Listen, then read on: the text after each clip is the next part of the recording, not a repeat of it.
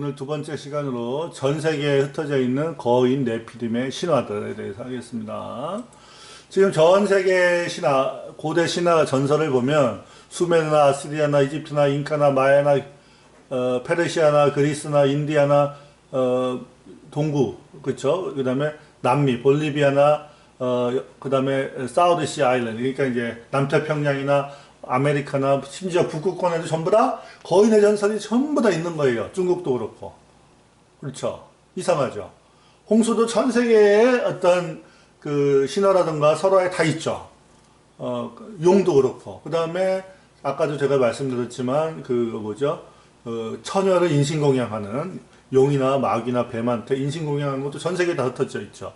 그러면 모든 민족의 공통기억이 다 있으니까 이게 뭔가 과거에 실체가 있었다는 거죠. 그래서 오늘은 제가 이제 아까 제가 그 북극권의 거인 전설, 에인션트 레전드를 했죠. 그래서 여기서 몇 개의 어떤 서양분이 해놨기 때문에 이거를 이제 뭐 인도, 그리스 거쳐가면서 그 사람들의 거인 신화에 대해서 알아보겠습니다. 근데 그 전에 주류 학계에서 거인의 전설을 어떻게 보냐에 대해서 한번 보겠습니다. 이게 EBS에서 나왔던 얘기인데, 이제 이것을 발표한 분은, 외국에서 이제 선택된 자료만 가지고, 제한된 자료만 가지고서 이제 주장이 되고 있는 진화론이라든가, 지금, 학계의 주류, 이론을 믿는 사람이 이렇게 해놓은 거죠. 그래서, 공룡의 뼈가 발견되었을 때, 수천 년 전 중국에서 공룡의 뼈가 발견됐을 때, 용의 뼈라고 믿고, 막 이거 갈아서 먹기도 했다. 마법의 약으로 썼다. 이러한 그 미신이 무지가 미신을 만들어낸다 이 뜻이죠. 마찬가지로 서양에서도 옥스퍼드 대학 교수가 이제 기독교인인데 메갈로사우루스라고 이제 요즘 진화론에서 얘기하는 이제 그 쥐라기 시대 때의 그겁니다. 이게 쥐라기하고 그 이전 시대 때 그 수각류 육식공룡이죠. 메갈로사우루스 뼈를 보고 성경에 대한 성경 때문에 선입관을 가지고 있는 교수가 이거를 갖다가 거인의 허벅지뼈, 피머, 대퇴골이다 이렇게 주장했지만 이거 어디서 건 짓이었다. 거인이라는 것이 있지 않고 그 메갈로사우루스는 공룡의 뼈였다 이렇게 이제 얘기하는 거죠. 지금 현재의 어떤 학문의 주류 학문을 믿는 거죠. 이거 쓴 사람은. 그래서 이 사람 얘기는 화석 앞에서 늘 겸손해라.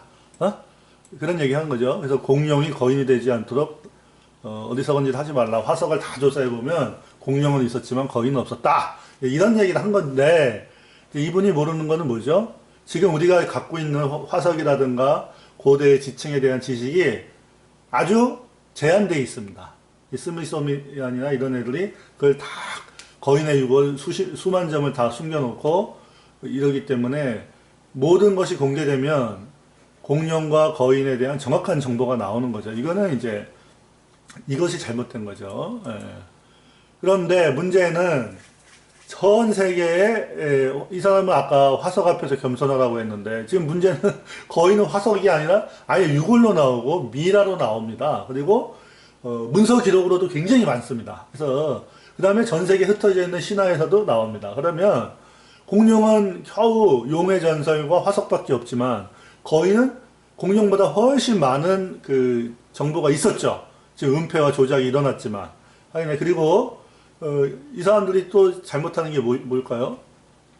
예를 들면 독일의 어떤 그 광산에서 그 시조새 화석이 발견됐죠. 그거 하나 갖고서 거의 뭐 200년 동안 공룡에서 새가 진화했다는 걸 주장한 거죠. 딱 그거 한 가지 보고. 최근에 이제 중국에서 그 새와 공룡의 중간 형태의 화석들이 좀 발견이 되죠. 최근에. 그렇지만 그 이전에는 시조새 화석 단 하나 갖고서 공룡과 새의 연관성을 진화를 얘기한 거죠. 그렇지만 훨씬 거인에 대해서는 훨씬 많은 자료가 있는데 그걸 다 은폐한 거죠. 자기네들 이론에 안 맞으니까. 그렇기 때문에 저는 화석 앞에 겸손하라는 말 쓰는 것보다 유골과 문서 기록 앞에 겸손해라. 이 얘기를 해주고 싶습니다. 그래서 지금 공룡은 진화론을 입증하는 것 같지만 그렇지가 않습니다. 이걸 다 지금 지금 현대 학문에 지금 현대 학문이 선입견에 잡혀 있는 거예요. 그래서 저는 이제 거인의 그 문서 기록이라든가 스페인 정복자들이 어떤 그 목격담은 이제 다음 시간에 하고, 오늘은 이제 아까 전에 북극권의 거인 신화, 전설, 전승 민담에 대해서 했듯이 전 세계에 흩어져 있는 이제 거인에 대해서 얘기하겠습니다. 거인이라는 말은 이제 영어에서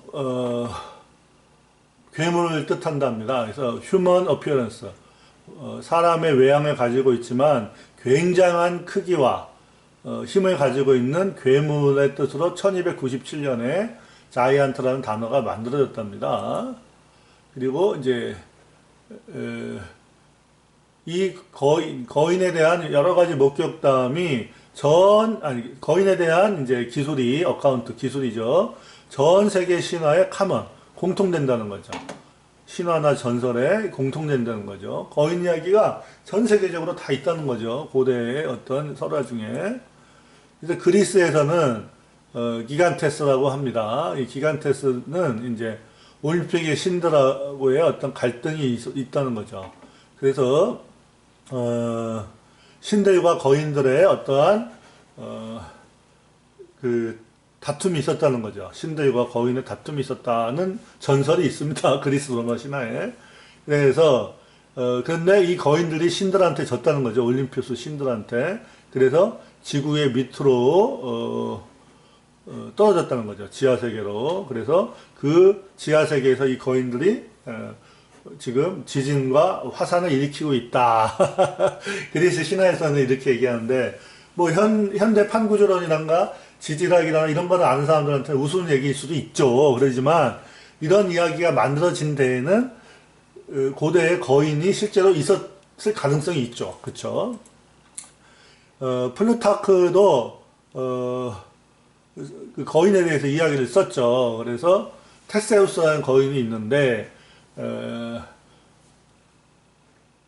아테니안이, 그러니까 아테네 사람들이죠. 제가 이거 지금 처음 읽어보는 겁니다.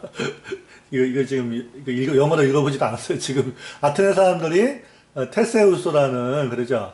거인의 유골을 어떻게 시체를 어떻게 발견했냐에 대해서 플루타크가 플루타크 영웅전에 나온답니다. 이게.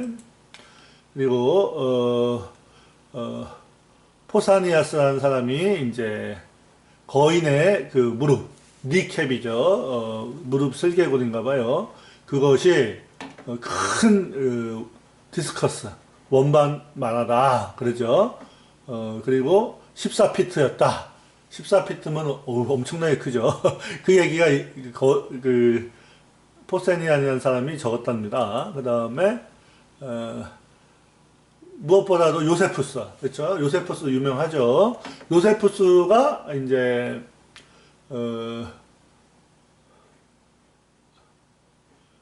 무엇을 썼냐면, 거인에 대한 그리스 사람들의 이야기는 신화라기보다 실체에 가깝다는 이야기를 많이 기록했답니다. 그래서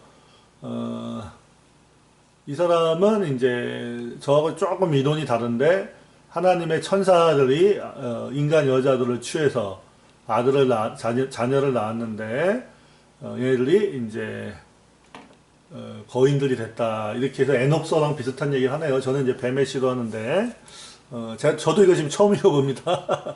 전통에서는 이제, 그리스 사람들이 이제 거인이라고 부르는 자녀들이 이렇게 태어났다는 거죠. 그렇죠?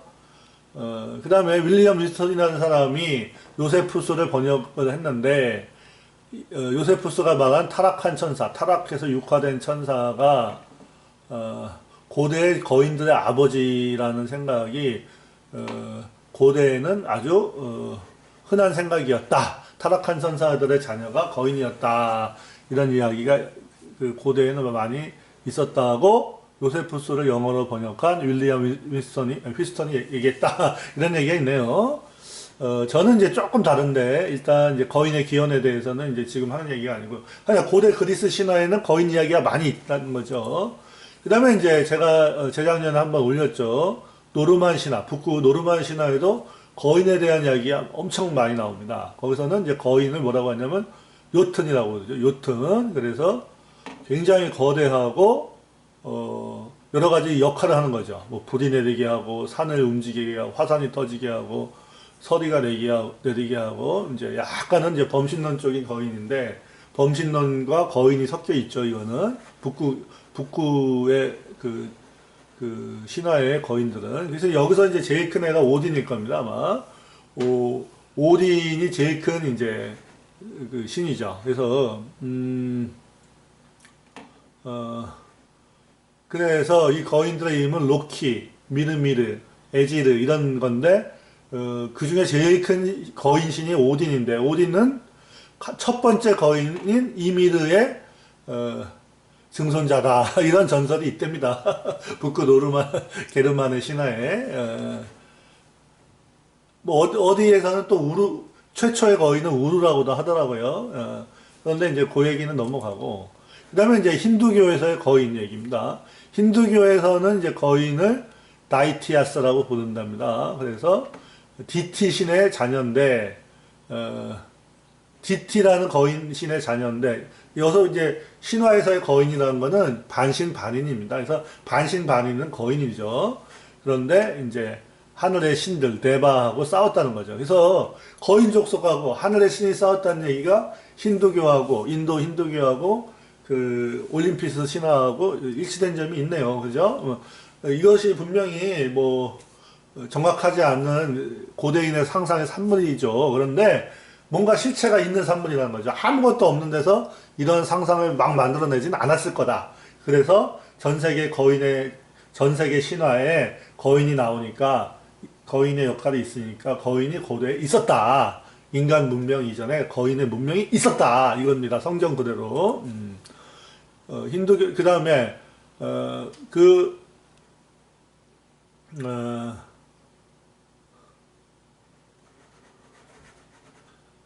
요거는 뭘까요? 그 다음에 They were jealous of their diva harp. 그러니까, 거인들은 반신반인인데, 신들보다 못한 거죠. 그래서, 신들하고, 자기들하고 반 형제니까, 신들에 대해서, 질투가 많아서, 이 반신반인, 거인들이 이제 힘을 추구하는 족속이었다. 이렇게 힌두교에 나온답니다.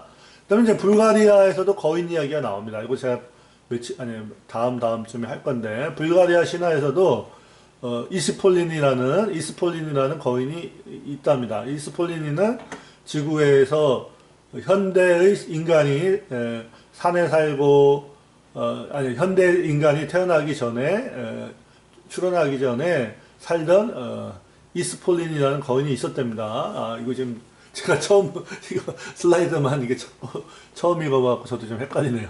이스폴린이라는 거인이 있었는데, 현대 인류가 출현하기 전에 이스폴린이라는 거인이 살았답니다. 불가리아 신화에서도. 그리고 그 이스폴린이는 지금 어디 사냐면, 산들 속에 살고, 그 다음에 날고기를 먹고 가끔가다 용하고 싸운답니다. 이스폴린이하고 용. 그러니까 여기도 용이 나오죠. 용하고 거인이 나오죠. 그 다음에 이제 유럽에서도 지금 거인 이야기가 굉장히 많이 나오죠. 그렇죠? 섹소 그라마티쿠스는 뭡니까? 이게 이제, 여기 보면 이 사람이 뭐라고 했냐면, 데인. 그러면 이제 덴마크 사람들이죠. 덴마크 역사책에 보면, 거인이 정말 존재했어야 하냐. 그런 논쟁을 한다는 겁니다. 왜냐면, 덴마크에도 그 거대한 거석들이 많이 있거든요. 그래서 라지 월, 스톤 모뉴멘트, 거석 기념물, 거대한 그 벽, 성벽, 거대한 조상들. 그러니까 이런 것들은 결국에는 뭐 거인이 있었어야만 한다고서 이제 섹소 그라마티쿠스가 얘기한답니다. 그리고 제가 아까 전에 얘기한 이제 북극권의 거인들. 그렇죠. 그죠? 요거 아까 한 거죠. 그래서 저는 이제 전 세계에 이렇게 거인의 전설이 있으니까, 맞다. 분명히 각 민족 국가별로 뭔가 그 살이 붙어지고 과장되고 뭐 이렇게 포장된 게 있겠죠. 더 부풀려진 게. 그렇지만 거인의 이야기가 동일하게 나오죠. 홍수의 이야기도 동일하게 나오고, 그 다음에 용의 이야기도 동일하게 나오죠. 그 다음에, 그 용이나 거인이 항상 인간 여자를 범하려고 들고 탐하죠. 그 다음에 처녀를 인신공양하죠. 이 모든 것은 고대에 뭔가가 있었다는 거죠. 그리고 그 이야기는 성경 창세기에 있는 얘기와 똑같은 얘기죠. 그래서 저는 이것이 굉장히 중요하다는 거죠. 자, 오늘 여기까지 일단은 하고, 그 다음에, 제가 아까 이제 중요한 거는 이제 지금 신화는 두 가지 했죠. 전 세계 신화와 전 세계에 흩어져 있는 거인 네피림 신화와 그 다음에 그 중에 대표적인 예로서 에스키모 전승의 북극 거인, 북극 네피림 거인과 트롤과의 연관성을 했고, 내일쯤에 이제 이번에는 역사 기록 속에 거인에 대한 문서 기록. 그러니까 역사 시대 때도 거인이 있었거든요. 그것이 지금 말이 되냐? 일반 그 역사학에 익숙한 분들은 그렇게 얘기하겠지만 아닙니다. 그 스페인 정복자들의 문서에 어마어마하게 많이 나옵니다. 신대륙의 거인들에 대해서. 그리고 뭐 구대륙의 거인들에 대해서도 많은 사람들이 기록을 남겨놨습니다. 그럼 그게 왜 연구가 안 되고 있냐? 학계를 잡고 있는 악한 세력이 그걸 연구를 못하게 하는 거죠. 네피림의 실체가 드러나면 안 되니까. 그래서 이제 이게 지금 하이라이트인데 요거는 이제 너무 양이 많아서 오늘 못하고 오늘은 이제 전 세계에 흩어져 있는 거인 네피림 신화와 그 대표적인 예로서 북극권의 거인 신화에 대해서 얘기를 했죠. 그리고 이제 다음에는 이제 스페인 정복자들의 거인에 대한 문서 기록과 역사 기록 속에 이제 흩어져 있는 거인 네피림의 자료에 대해서 이제 하겠습니다. 오늘 마치겠습니다.